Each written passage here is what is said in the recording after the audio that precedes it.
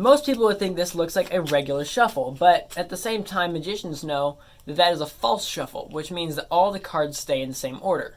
The first one was a false shuffle, that one is a false cut, where again, all the cards stay in perfect order. But the one I'm going to be teaching you today is a one-handed false cut, where the cards will stay completely in the same order, all by cuts with one hand. Now the reason you might actually want to perform a false cut when performing magic is sometimes magicians will have cards in a specific order, that way they can perform their trick, whether it be mnemonic stack, size 7 stack, or just cards in certain places in the deck, whether you want to make sure that the King of Hearts is the 13th card from the top, or many other different things. But if you want to be able to keep that order and have the spectator think all the cards are shuffled without actually letting them shuffle, you need a way to be able to preserve that. So more than likely, since they've just seen you cutting it and shuffling it while they're having their conversation with you and as you're explaining the trick, more than likely they're not going to ask you to shuffle because they've already seen you do it. So now let me teach you how this one specifically is done. You're going to start with your pinky on the bottom of the deck, with your index, middle, and ring on the one side and your thumb along the other long edge. You're going to start by cutting off about 2/3 of the deck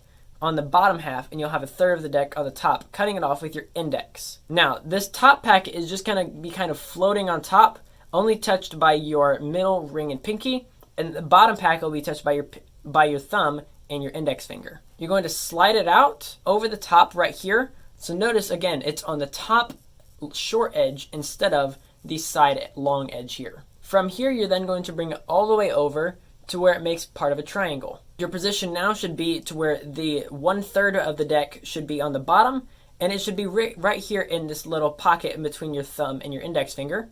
And then your bigger packet here should be between your thumb, these 3 fingers, with your pinky here on the bottom. Now what you're going to do is you're going to split this top packet here in half with your index finger just like so, and you're going to raise this one again over the top of the packet, right?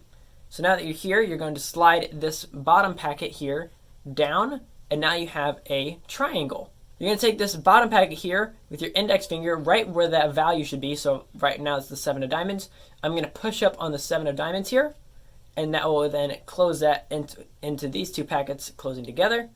Lift it past, and then lower this farthest packet down with your index finger and close it. All together it should look like this. So that's move 1, then you split into move 2 and move 3.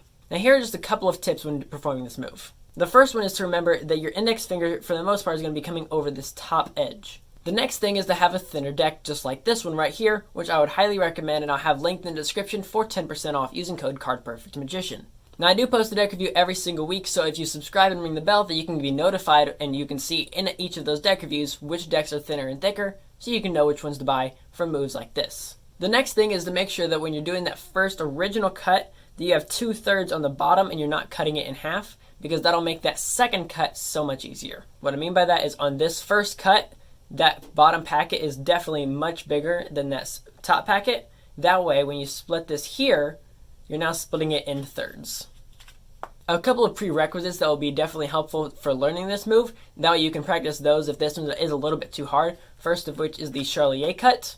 So it looks just like that, just a one-handed cut. So clearly you can swing cut or anything like that, but this is the way to do it one-handed, just like that. The next one would probably be the thumb cut. It's a backwards version of the Charlier cut, but again, it's just hand dexterity. And all these one-handed cuts, whether it be thumb cut, Charlier cut, scissor cut, all these different cuts are all very helpful when you're working with hand dexterity to be able to do one-handed cuts like this. Another thing which I really want you to make sure you get through your head is to not worry too much about getting this down right away. If you haven't been performing cardistry and sleight of hand for a very long time, your hands just probably don't have the strength. If you've ever worked on learning the card spring, which looks like this, you know that at the beginning of when learning the card spring, you probably spring it like this, and it probably goes a little bit like that because you don't really have your hand strength built up yet.